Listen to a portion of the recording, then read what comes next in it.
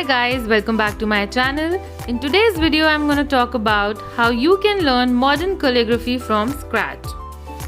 In the past 2 months since I started my channel, I have come up with quite a few videos to help beginners with tips to improve and identify their style of calligraphy. But with each video, I received a few questions that led me to believe that maybe I needed to share a little more than that. I am Neha from Artpreneur. I share tips and tricks about easy to create art. My current series focuses on modern calligraphy, and I assure you that if you're patient enough to watch this video through till the end, you will be able to start doing calligraphy today and will be equipped with enough knowledge to teach yourself and improve. And remember, the key to learning any new skill is patience and persistence. One thing that I would like to emphasize upon is that you do not need to have a good handwriting in order for you to be able to do calligraphy. That said, you do need to work on your alphabet formation if you want your calligraphy to look more refined or professional. And the quickest way to improve alphabet formation is to practice the basic strokes of calligraphy. You will still be able to do calligraphy if you skip this step, but your alphabets will not look as full or complete as they would with proper practice of strokes. Now, a lot of you are gonna think that practicing alphabet formation is like practicing handwriting, but that is not true because your handwriting needs to be fast and efficient, whereas calligraphy or hand lettering or improved alphabet formation can only be achieved with slow hand movements. So now we will see how you can go from having an average handwriting to being able to form fuller alphabets and then eventually being able to do calligraphy. I'm gonna share a few interesting things about calligraphy, first of which is calligraphy is always done slowly. And as an example, let's take this part of the video which has been sped up by almost 3 times, but it doesn't look like it because that's how slowly I wrote this particular phrase. Second thing is, calligraphy is not cursive. As you might have noticed here, I lift my pen after each stroke or each alphabet. So even though the end result might look cursive, it is not. A lot of us while starting out wonder which strokes in calligraphy are thicker, and the simple answer is it is the downstrokes. It is the strokes where your pen is moving in a downward motion. Now, for the purpose of demonstration, I'm not going to use any fancy tools. I'm going to just use the simple pencil, and I'm going to write 4 alphabets in my normal handwriting and the same 4 alphabets using proper techniques of alphabet formation. Now, we already saw in the phrase above that in calligraphy, our downstrokes are always thicker. At this point, I am assuming that you're not already familiar with the concept of calligraphy and how we go about it. So we are gonna do folk calligraphy instead. Now, folk calligraphy is where you fake or mimic what alphabets look like in actual calligraphy. So what we are gonna do is we are gonna go back and identify and thicken our downstrokes. This is what folk calligraphy looks like without proper alphabet formation. And this is what it looks like when I use proper techniques of alphabet formation. Now, the former also does not look bad, but obviously the second one is the clear winner. This transition from using your regular handwriting to being able to use strokes to form fuller alphabets is where maximum amount of practice is required. So now we are gonna take each stroke from this list and see how they help us in forming fuller alphabets.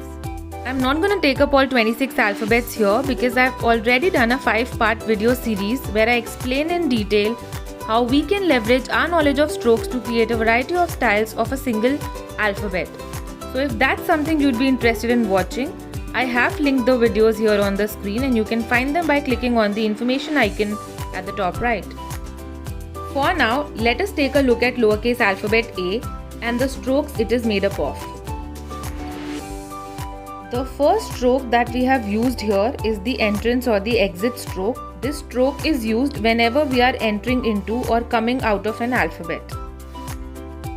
Next we have an oval followed by a straight downstroke which is then followed by an exit stroke. Now we'll go back and thicken our downstrokes to mimic the look of calligraphy, and compared to the A that I would have written in my normal handwriting, this one looks much better.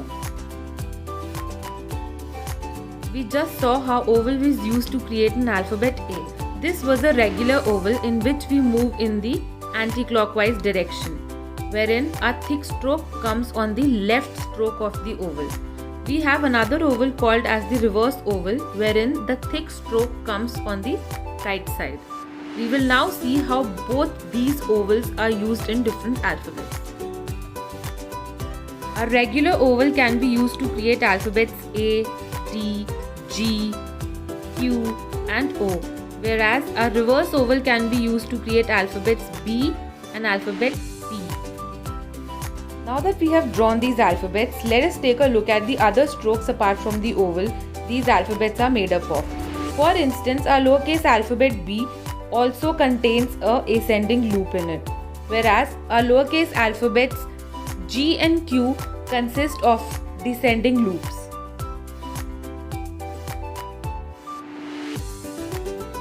Before we go ahead and take a look at a few other alphabets, I want to take a look at the list of strokes that we have. So the first two strokes are the upstroke and the downstroke. They necessarily do not have to be straight strokes, they can be of any shape. These are just representations of the fact that your downstroke in calligraphy is thicker than your upstroke. Another stroke that we have used here in alphabet A but I have not specifically named is the ligature stroke. This stroke is essentially a straight downstroke or a slightly curved downstroke followed by an exit stroke. Apart from the upstroke and the downstroke, we have also taken a look at the ascending and descending loops, the two ovals, the entrance and the exit stroke, and the ligature stroke. If you look closely, you will see that all of these other strokes are a combination of one or more upstrokes and downstrokes. So the strokes that we are left with now are the overturn and the underturn. We also have the compound curve, though it's not used in any of the alphabets. It is great for practicing transitions between thin and thick strokes. So the next stroke that we have is the underturn, and we'll take a look at a few alphabets that we can create using this stroke.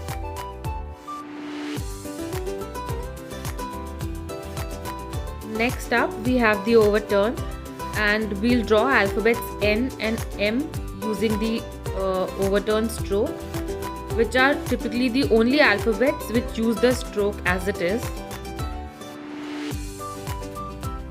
Till now we have busted a few myths about calligraphy, and we have seen how we can use folk calligraphy to mimic the effects of actual calligraphy. We have also learned that almost all alphabets can be broken down into the few basic strokes that we saw today, and therefore it is imperative that you practice these strokes daily if you want to improve your alphabet formation. Apart from working on alphabet formation, another thing I see beginners struggle with is transitioning between thin upstrokes and thick downstrokes. Therefore, whenever a beginner asks me what is the best way to learn calligraphy, I always say that the best way is to start with folk calligraphy, because it allows you to only focus on how your alphabets look, and you can always go back to thicken your downstrokes or fix your mistakes. Once you have mastered your alphabets, then you can move on to practicing transitioning between thick and thin strokes. The simplest way to make the transitions between the thin upstrokes and the thick downstrokes easier is to hold your brush pen correctly. This will do two amazing things for you. One is that it is obviously going to make your transitions easier, and the second thing is that it will prevent your brush tip from fraying. This is a mistake I made as a beginner, and because I started with my Tombos, almost 90% of my Tombow pens have frayed tips because of how mercilessly I use them. Okay, so let us first see how not to hold our pen. So we're not supposed to hold it upright straight at a 90-degree angle, because if you're doing that, then you're applying a lot of pressure on the tip to create a thick stroke. I'm not sure how to show you this, but look at the pen. When I apply pressure, you'll see that the tip bends at the top, which is not good for the pen. And look at the amount of pressure that is going here. So obviously the ink will not come out evenly. Also, do not place your hand in the direction of the downstroke, because that way you yourself are obstructing the motion of your hand, and that is definitely not going to create a stroke of even thickness. Now we will see what is the correct way of holding your pen, and the first thing you need to remember is you do not hold your pen closer to the tip. Instead, you hold it a little farther up. The second thing that you need to remember is the direction in which you're holding your pen should be at a 90-degree angle to the direction of the motion of the thick stroke. So if you're making a thick stroke in the downward direction, then your pen is at a 90-degree angle to the downstroke. And if you're making a horizontal thick stroke, then your pen is at a 90-degree angle. That means your pen is vertical. The next thing you need to remember is you always hold your pen at a 45-degree angle to the plane of the paper. Not at a 90-degree angle, but at a 45-degree angle to the plane of the paper. This way, even though I am applying pressure to create the thick stroke, I am not applying as much pressure as I was when I was holding the pen at a 90-degree angle to the plane of the paper. Depending upon the flexibility of your brush tip, you can apply varying amounts of pressure without destroying your brush tip to create strokes of different thickness. And with this, I have provided you with all the basic tools you require to teach yourself calligraphy. So if you feel like you've benefited from the video, do leave a comment and subscribe to my channel.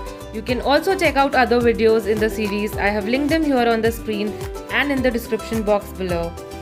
I hope you guys have an amazing weekend. See you next week. Bye bye.